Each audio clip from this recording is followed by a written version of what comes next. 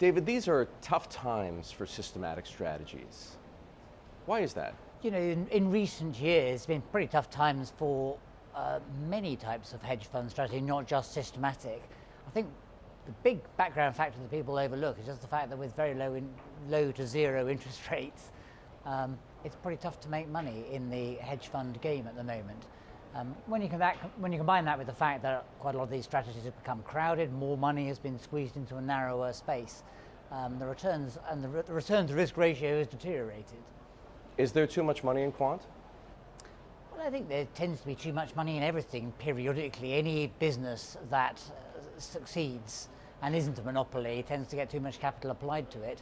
That's what drives innovation. The fact that returns on capital are driven down in established businesses is the pressure that causes capitalists to innovate and come up with new ideas, which is what drives our economy forward.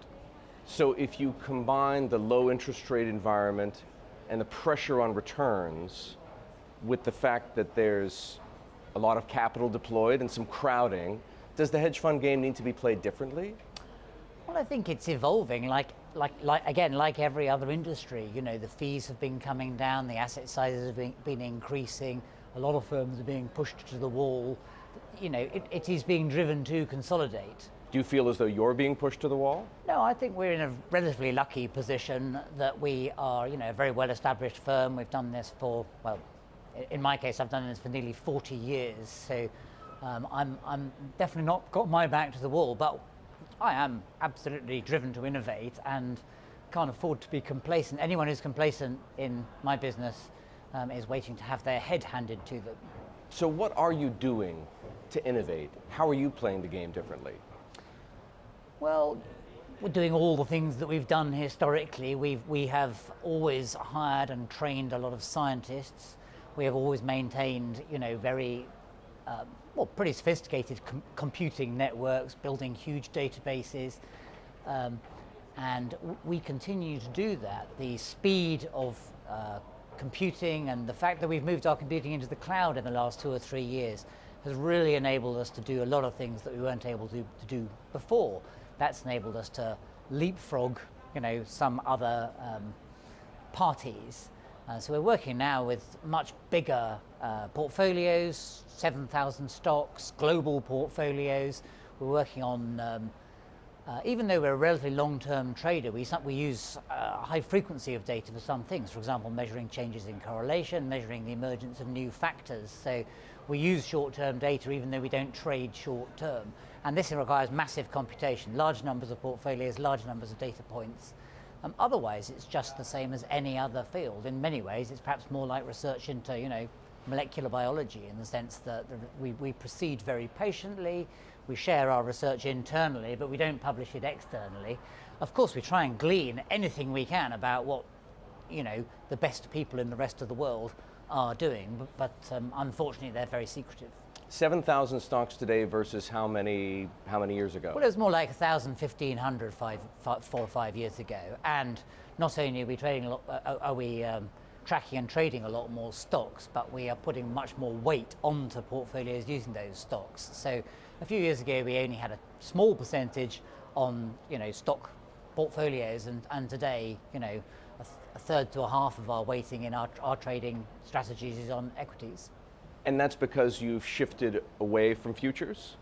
Well, only in relative terms. We're doing less trend following on futures because we got slower and slower over the year as the years passed. The faster strategies got very crowded in futures many, many years ago. We managed to avoid that by getting slower, but even the slower strategies, I fear, are beginning to get a bit crowded now. It's become seen more and more as a beta, as they call it, you know, something that anyone could do. You can do it at home. So once something is that easy and that accessible, then you know you're not going to make substantial supernormal returns doing it. Now, is that the future for all such strategies, that they'll all eventually be crowded to the point where there's so many computers and so much capital that the opportunities don't exist anymore? I don't think so, because I think I see a better model for financial markets is a jungle rather than, you know, the physics model that is used by the efficient market theory. They say, oh, markets are like atoms in a box. I don't think markets are like atoms in a box. I think they're more like a kind of thriving ecosystem jungle in which creatures emerge and thrive and eat each other, and life moves on, and the whole system evolves. I see that as being a more realistic model. In other words, you never attain perfection. The efficient market theorists believe that we have achieved perfection, that man has just achieved perfection minutes ago, or that with one last push, hedge fund managers can bring mankind to perfection. I believe in a more messy model of the world, but one in which maths is still a useful friend. Well, let's talk about that evolution. One of the things I think many people struggle with is that second order effect. How is it that the employment of ever more powerful computers and more capital putting those algorithms to work is changing the markets in which they operate? I mean, plus I change. Everything changes. Everything changes the whole time. You know, the dynamics. You know, there are some things change very, very slowly. You know, what doesn't change is that markets are hard to make money in. Harder now than before? No, I think they're always hard to make money in. You know, it's just that, you know, you certainly wouldn't make money in the same ways now that you would have done in the 1980s. For example, you know, the 2 and 20-day moving average crossover system, you would have made out like a bandit in the 80s. To say it was that easy isn't really fair, because it wasn't that easy. It was easy to calculate the prices, but it wasn't easy to actually build the business and run the business. So, but hedge fund strategies made more money in the past. Given that the returns are lower today, it suggests, if not confirms, that it's harder to make money now. well, you know, for most of the 80s and 90s, risk-free rates were 6. So hedge funds had 6% added in. So, you know, if you're going to be a bit cruel, you'd have to say, you know, you've got to add in 6 to the returns the last 10 years because interest rates have been 0. The leverage was double as well. So certainly if you take our track record, double it and add in 6, it doesn't look so dissimilar to what it looked in the past. But, you know, the reasons we've reduced our leverage is because of the fat tails, the crowdedness. The crowdedness creates the risk of catastrophe, the risk of an overnight massive move, you know, like we saw with LTCM, which changes everything. Or, you know, we had some of these in 2008 as well, and, you know, no responsible professional in this field wants to be implicated in some kind of systemic crisis. Do you use any leverage any longer? Yeah, we do. Yes, I mean, we use a bit of leverage in long-short portfolios, but certainly nothing like, let's say Goldman Sachs Global Alpha was rumoured to have been leveraged 10 times gross leverage, whereas our leverage in a similar portfolio would be a fraction of that, 2 times instead of 10 times, you know. We're pretty conservative on our use of leverage, and, you know, our clients often want us to leverage up and use more leverage, and, you know, if they're very, very sophisticated institutions, then you could say that they should be the judge of how much leverage they use. But if we're operating on behalf of individuals who are not very, very sophisticated, then I feel a great responsibility to be very conservative in use of leverage. Are you as confident, David, that there are as many profitable systematic opportunities available in financial markets, what other people may describe perhaps as mispricings or inefficiency, as there used to be? Not exactly, but if you think about it this way, which is in 20 years' time, will there be firms out there which involve advanced mathematicians using computational modeling techniques to manage money in financial markets? I think the future for those firms is brighter, and they will be bigger than they were in the past by a lot. You know, the markets are not going to suddenly become efficient and then all, you know, quantitative strategy managers are going to disappear mysteriously. If they did, then suddenly they'd be inefficient again, or they'd be of an opportunity. So it's going to be a battle like in other industries, like in the chip industry, with kind of ever rising stakes. Ideally, we hope that there won't be only one winner. You know, obviously we do have more industries now where there is monopoly, and natural monopolies have emerged. I think that will be potentially controversial in the years ahead. What are you referring to? The tech industries are often monopolistic. You're speaking of the Amazons, the Facebooks, Well, the Googles? they just have ended up being monopolies. It's not that they set out to create monopoly, but they have obviously very good pricing power, and therefore they make a huge amount of money. And that's not the case in, you know, hedge funds or finance companies. Or in other words, finance is much more competitive.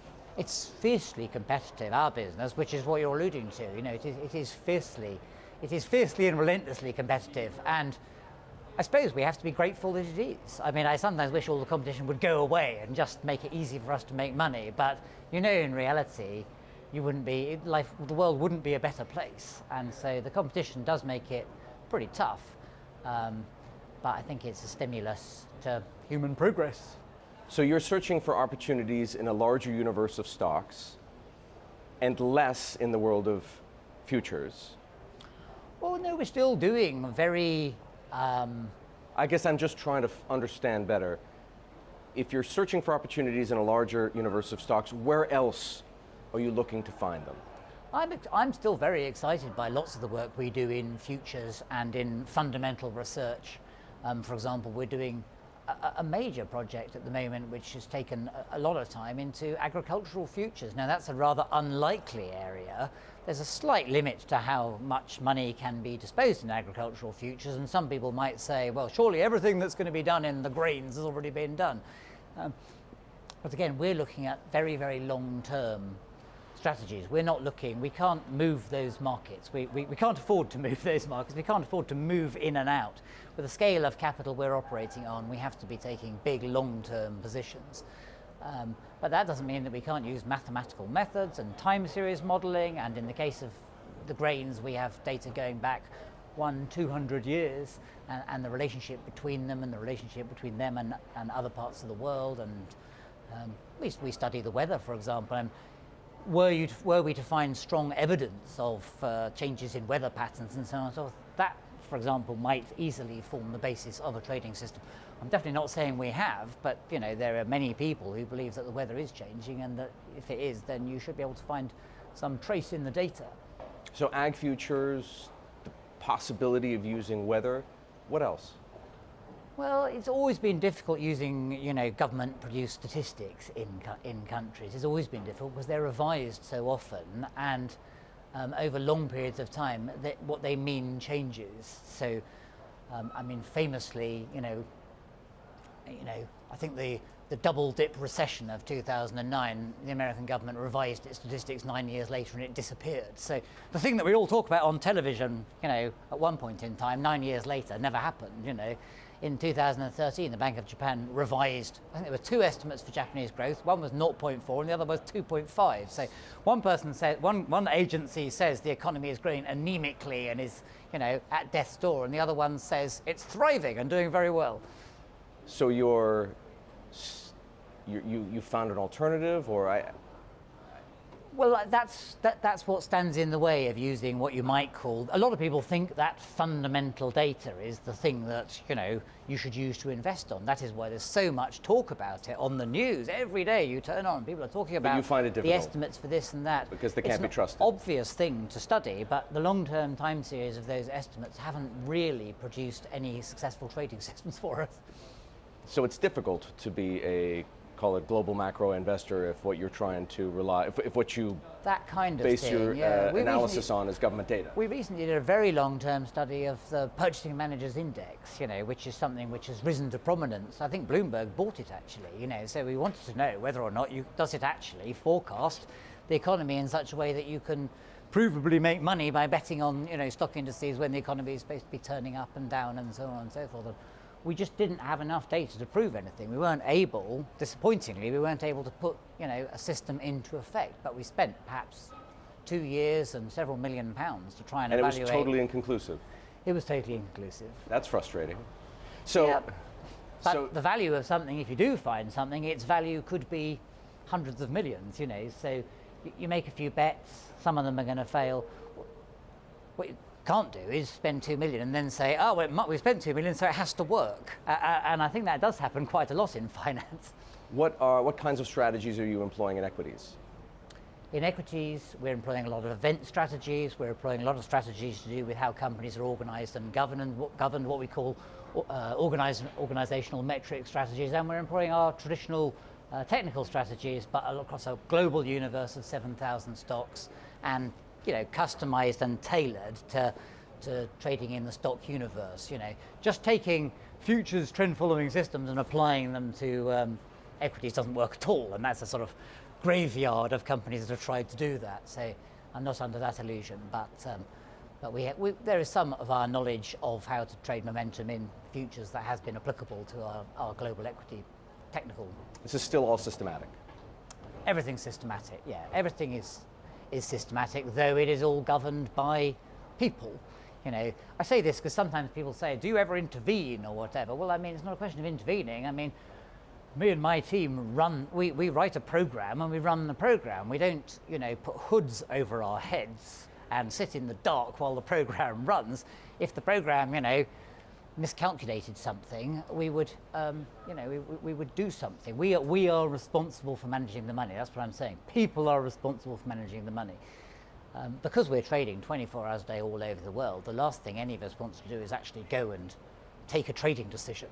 You know, that's all done by separate teams of people who... Do you see a future in which computers will write their own programs? Well, I think they, on a simple level, I'm sure they are already, but I am something of, you know, what I have a habit of saying about AI is it's kind of 1 part reality and 9 parts hype.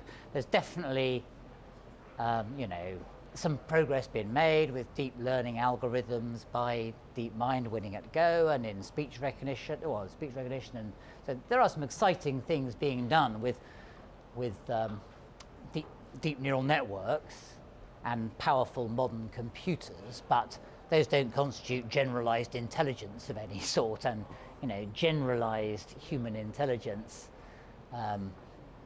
is not something computers are going to be, you know, challenging people at very soon, whereas they were challenging people at chess 50 years ago, and chess is intelligence. So, you know, artificial intelligence is true and untrue at the same time. The public discussion is confused. What about the trust factor? If in fact that were possible, that a computer could write its own program to invest successfully, would you trust it to do so if you didn't know what was in the program?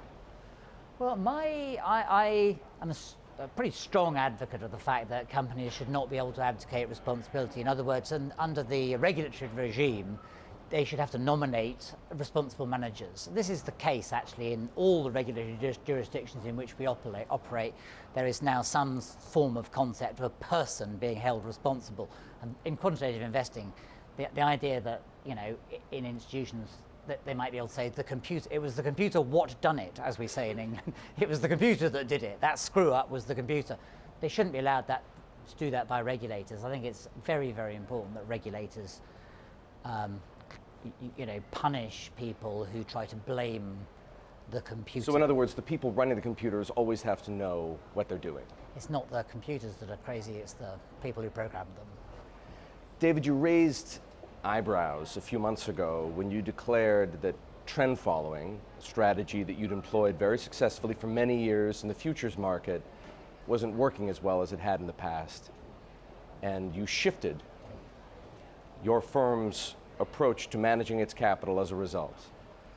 Is that going to happen to all factors, call them? Whether it's trend following, whether it's value, whether it's momentum, are they all going to stop working or working as well?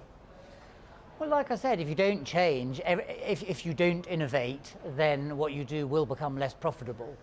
And, you know, what I said That's inevitable. It is inevitable. What I said was really dramatizing something that our clients knew, which is that I've been lowering my forecast for the success of trend following year by year for years and years, and warning about over-reliance on it. And I haven't said that the forecast in the future is negative. I still believe that trend following will make money in the future. So, you know, people couldn't characterize me as saying it's dead. It's just that you can't rely on it. We had a Sharpe ratio of nearly 1 for 30 years. So it was a fantastic it was a fantastic workhorse, but there's too much money in it and too much competition now, and those who don't innovate are doomed to die. But you took, let me put it this way, it was a risky decision to make because so many of your clients expected that when they invested with Winton, they were getting trend following. That's true, you know, and that's another reason to, you know, that's why, in a way, that's why we didn't do it earlier, I think, is because, you know, there were people, or we anticipated that there would be people who felt that, you know, they didn't want to, you know, they didn't accept the change. So we have to be re-underwritten, as it were. Oftentimes, there are advisors or consultants and so on and so forth. So we knew that that making this step would require, in some cases, re-underwriting, the investors. You had to earn their confidence again. Yeah.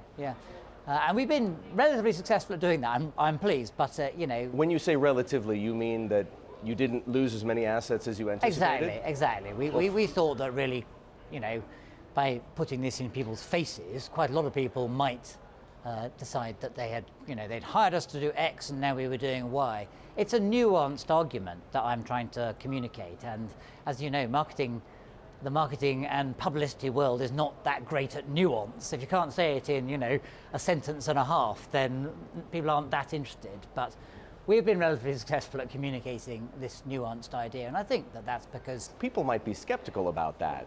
They might be skeptical to hear you say that having $5 billion of assets redeemed in the space of a year was, on a relative basis, successful. Well, yes, people who measure success by AUM, but any hedge fund manager worth his salt measures success by return, not by AUM. And most of us would rather have 1 billion under management and produce solid returns consistently for our clients than 100 billion.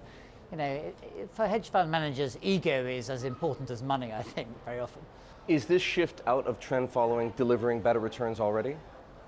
No.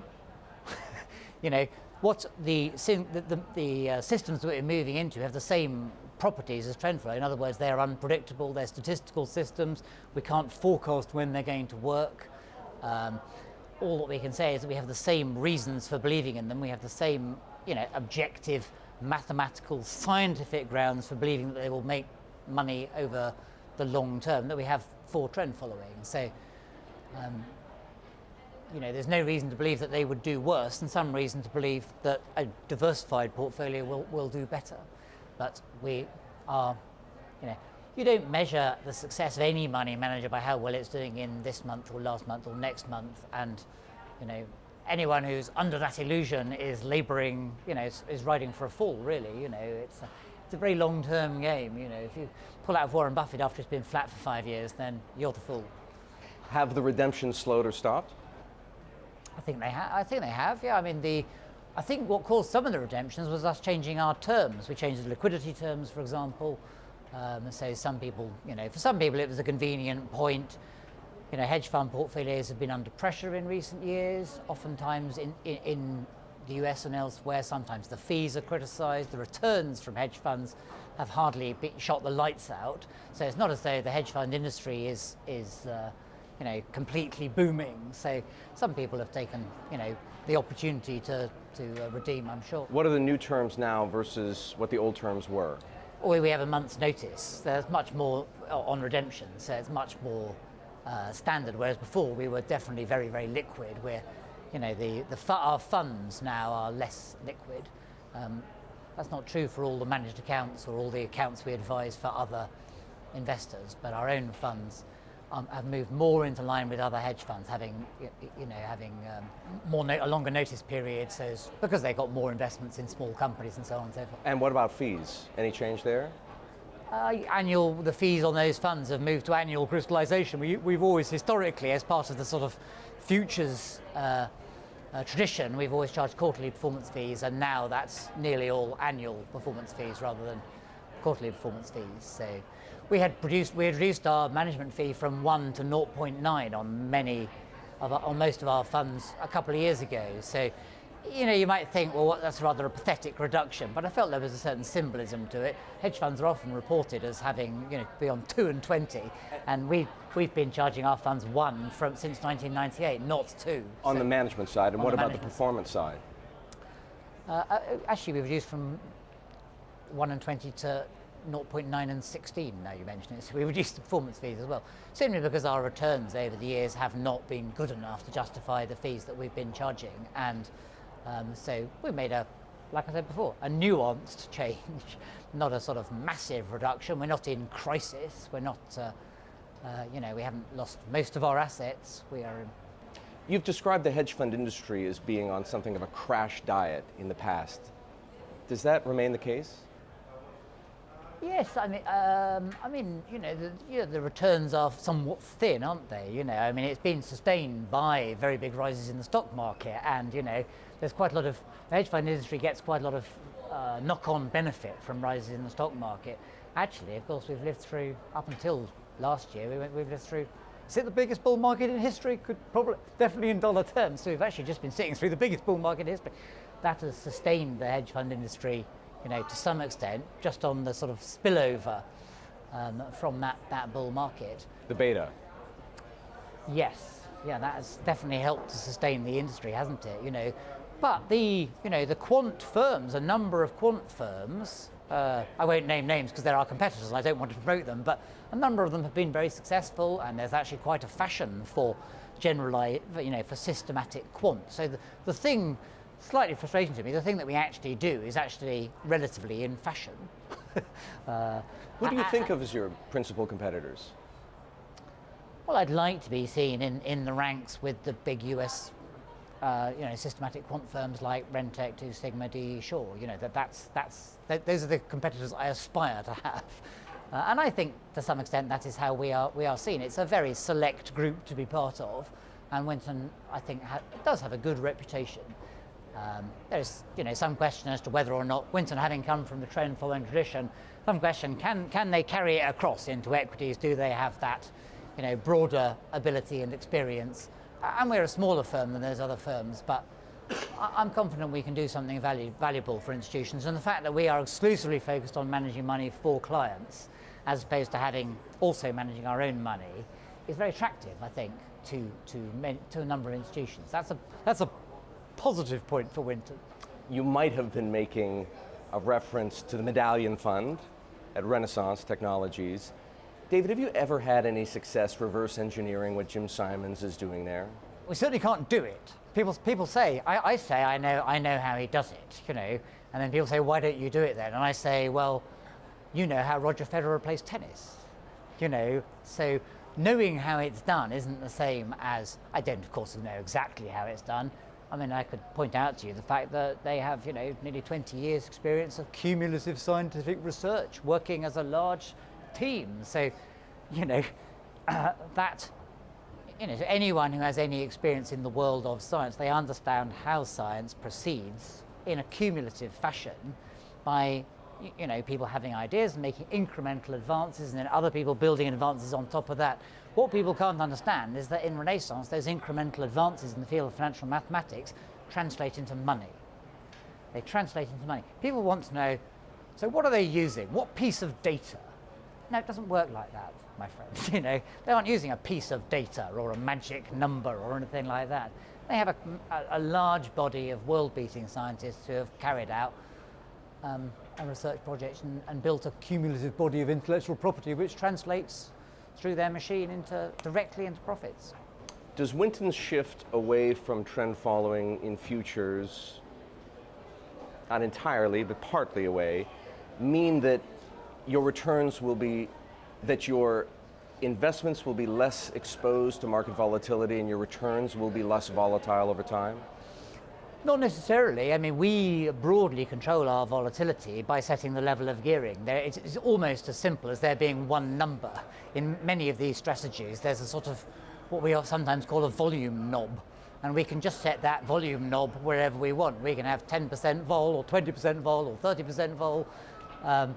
So changes to the investment systems don't affect the volatility. The volatility is a voluntary and commercial decision, which is independent of the underlying systems. Let me ask you this then. Were you surprised by the levels of market volatility we've seen over the past couple of years?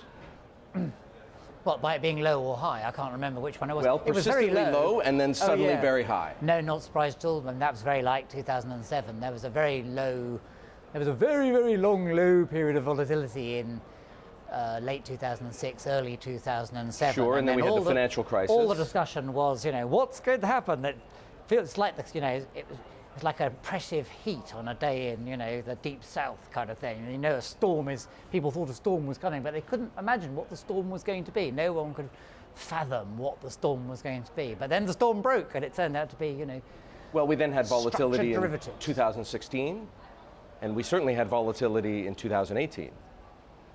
And all of those periods had a negative impact, if I'm not mistaken, on your returns. Is there a way to solve for that? Not really. Stock markets, stock markets go up and down a lot. It's one of the things that they do.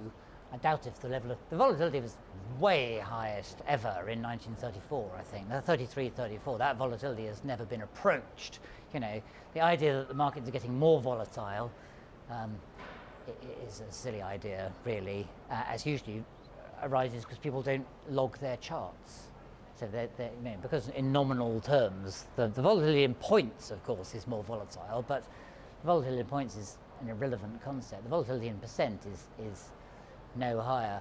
Trend following, equity indices are a big part of trend followers, and when you trade trend follow equity indices, you're either long or short, and if you're long and they go down a lot, you lose money. So there's not much of a hedge there. That's the kind of drawback of managed futures trend following as a hedge. It can be a hedge sometimes. It was in 2008, and it was in 2001 and 2. But we have a saying, one swallow doth not a summer make, and in 1987 or in a 1987 type situation, it wouldn't be a hedge at all. It would be an exacerbator of losses. And in February last year, it was all the managed futures funds were definitely long. They weren't short. They couldn't have been short with trend following systems because the markets were all hitting record highs for the previous 3 months. So it's quite inevitable if the market crashed, the CTAs were going to lose a lot of money. And how confident are you that you'll be able to discover something totally new? Well, I'm 100% confident we'll discover something totally new, whether it is something out of which we can make billions and billions and billions and billions and billions and billions of dollars. In other words, that's what it needs to be. But it's funny what can be worth billions and billions and billions of dollars. It's not, when Mark Zuckerberg was writing his program in his dorm room, the fact that that program might become worth $1 trillion was too surreal. So I think the future is undetermined, anything is possible, and applying maths of the sort that we do to investment markets through modern technology is very much a business of today, and it's not about to be arbitraged into non-existence. It's a challenging but profitable business which continues to draw competition and offer great opportunities. So what about the future in your mind? It's not your business, but what about the future for fundamental discretionary human traders? Well, the future is bad for anyone who isn't adding real value. For anyone who's not adding real value and is relying only on marketing and investment management, the future is bad. In other words, the truth is becoming, out more and more, isn't it? In the old days, it was all about relationships, managing money, and big institutions earned a lot of money just for people trusting them. People just trusted them and they paid a lot of money because they trusted them, whereas now there's a lot of data and statistics and a lot of people evaluating the performance of investment managers, and generally speaking, the active manager community has come under a lot of pressure and continues to do so. It wasn't so long ago that most hedge fund managers were trading against other humans. Now, as often as not, they're trading against computers. Does that put them at a permanent disadvantage? Depends on, where they're getting their edge from. I think perhaps a lot of discretionary strategies were simpler than they were given credit for, and therefore they are capable of being automated. Trend following is one, but it's really not that complicated, but it definitely has worked. And if someone says, are you going to use artificial intelligence? I'm tempted to say, well, I built an artificially intelligent computer 35 years ago, and if it isn't intelligent to make 15% compound for 20 years, I don't know what is intelligent.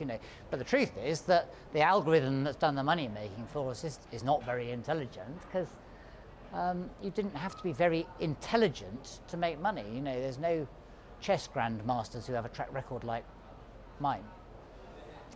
Why did you spin off Winton's data analytics business into Hive Mind? Well, there is such enthusiasm at the moment for businesses in the field of artificial intelligence and machine learning and so on and so forth. And what that business does is it does the messy, tedious work of organizing and cleaning data series so that you can do research into those data series. You can imagine why we want to do that, but that's not at all dissimilar to developing training sets for artificial intelligence. So to train artificial intelligence, you need clean data sets to train the data on, you know. Getting clean data sets is, as I say, the unglamorous part of, you know, a typical flotation, you know, raising a load of money on the market for an AI company won't talk a lot about preparing and cleaning data sets. So I felt as though there's a lot of promise to something which, you know, is kind of like the janitorial services end of the AI business. So you weren't giving away any competitive advantage in doing so? Well, you know, it's a trade-off, maybe a bit, but I'm sure all the other hedge funds have, you know, teams of people cleaning data and collecting data and organizing data. Here, there's always a judgment to be made as to whether you're losing more than you're gaining, and in this instance, I think if that business thrives, then we'll gain more than we lose. Have you succeeded in attracting any outside capital for it yet? We have, actually, yeah. Tell me about it. I'm not certain I'm allowed to, but yes, we've closed a funding round with 2 large institutional investors, 2 household name investors. So what will HiveMind be able to do with that money now that it wasn't able to do before? Well, disappointingly, HiveMind doesn't need that much money. That's mainly because it has a product and generates revenue and is getting clients.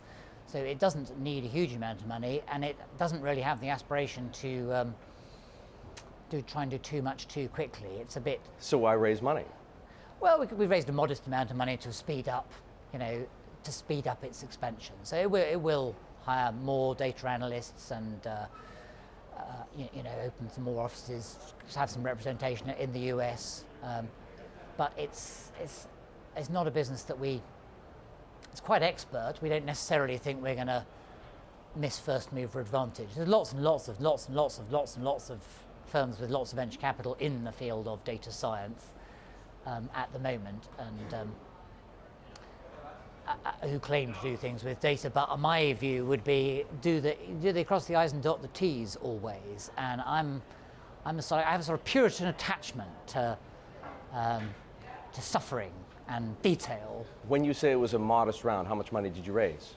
$2 or $3 million, basically. Oh, I see. Yes, quite modest. Yeah, very modest by modern standards, but enough to. The company has 15 employees. It'll go to 30 or something like that. It's based in Oxford, HiveMind. Tell me about moving Winton's business into the cloud. Well, nothing terribly exciting about that. Everyone else has been doing it, but all I can say, at least we've done it, and we can now obviously carry out computation. Instead of having to have thousands and thousands of your own computers, just because once a month you want to carry out a huge mathematical calculation, now you can just rent, 50,000 computers for a minute. So it's it's just strikingly efficient, because we do some. What we do every day does not require large-scale computing. Sometimes we want to do an experiment which requires a lot of computers. In the past, you would have had to own all the computers that you in a sense, to do your biggest possible experiment. You'd have to own all the computers. Renting computer time wasn't really. I suppose you could rent time on a supercomputer, but that would involve a lot more hassle, a lot more specialization. Whereas now, your computer resources are infinitely extensible. So, is it a game changer? I think it's part of the evolution. I mean, we've seen technology evolve so much. In the 80s, we used to get the new computer from Hewlett-Packard, and we would be the first people in the country to buy it, and we would know what experiment we'd want to run, and we would run it for the weekend, And then as soon as you'd done that experiment, you would think of one, 100 times larger or 10 times larger. You can always think of something which involves about a 10 times larger experiment, and then if it takes 2 days on the new computer, 20 days is unfeasible. You can't run a calculation over 20 days. So then 6 months later, the next computer would come out, and we'd be the first in the queue, and we'd buy that computer. And so ever since then, it's been, technology has continually evolved and got more miraculous. Whose computers do you rent? I imagine one of the big three. I mean, it's Amazon or Google or somebody, Microsoft. Or Microsoft? Yeah. One of the, I'm not even sure that I know. It doesn't matter, it's a commodity service? as far as I'm concerned, yeah. David, you recently gave £100 million to Cambridge University. Tell me what else you plan to do with your money. To whom will you give it away and what for? I haven't made any further plans like that, but I've been involved. I've been on the development board of Cambridge for the best part of 15 years, and so I've been there for a long time, and it's really not as highly developed in the UK. I mean, there's not been much large-scale philanthropy to higher education. Where there have been big donations, they've come usually from Americans, actually. Like Bill Gates has given the biggest ever donation to Cambridge, and Mike Moritz to Oxford, and so on and so forth. Sometimes they're Americans with, British heritage. I mean, the Dolby family recently gave £85 million to Cambridge, Ray Dolby's widow, and that was an incredibly generous donation, which has obviously made enormous benefit. Cambridge is rebuilding the world-famous Cavendish laboratory at the moment, which is the laboratory where the electron was discovered and all sorts of, 20th century physics was carried out. So that's a big project which the Dolby donation helped finance. My money is going to just to finance, attracting the best postgraduate scholars from around the world. Like Harvard and Yale and Stanford. Cambridge is in the position to draw from a global population, and if we assume that genius is approximately distributed, evenly, there of course, I was going to say there is a special concentration amongst the British, of course, but it's a joke, just in case the audience.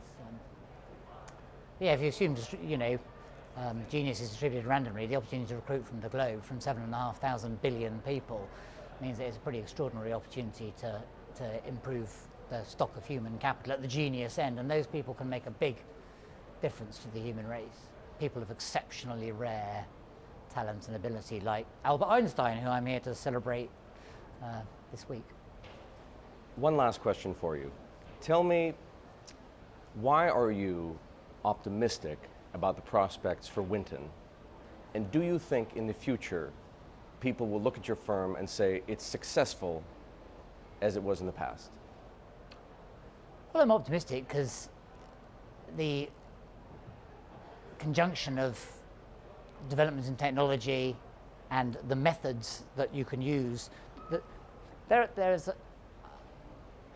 it's not so easy applying computing to stochastic modeling of large-scale portfolios in finance. It's not trivial. Statistics is not a very intuitive subject. It's a new field, and some new fields get very quickly, exhausted through research or move forward very, very fast. Quantitative finance moves forward rather slowly because there's no publication. So anyone who finds anything keeps it secret. So there's no sharing of knowledge. So advances in knowledge in this field have been rather slow, and will continue to be rather slow. We have no intellectual property protection, unlike the software business, the drug business. Nearly all the other businesses which involve computation and maths and science and technology have massive IP protection. It's very, very weak in our business, which I think is a good thing, probably, but it means that we have to keep everything secret. We and the other people, if you do make an advance, it's also exciting because when you make an advance, you kind of know. It is science. It's not physics, but it's you've discovered something. And so when you said, will you discover things in future? Yeah, we definitely will discover things. The question is whether they'll be significant or important. And we hope to make world-changing discoveries, but that's not something you can do to order. Are the greatest days of quant investing in front of us or behind us? I don't think quant investing, eventually it won't be quant investing anymore, will it? The idea that basically every investor in the world now uses a computer. So when you talk about quant investing, you're saying, well, what does he use it for? Is it wholly automated, or is it, partly, does it involve, sort of hybrid of computing? That will continue. The people will find more and more uses for computers. A lot of people will use our data service, this company I was talking about that cleans data. The big banks are all terribly interested in that because they need clean data. They're analysts to build proper models and make their forecasts. They need data, and that data should be correct, ideally, you know. So that they're as interested in improving the quality of their data as we are improving the quality of our data. I think that eventually the word quant will just be dropped, and then, you know, It'll just be investing. it'll just be investing.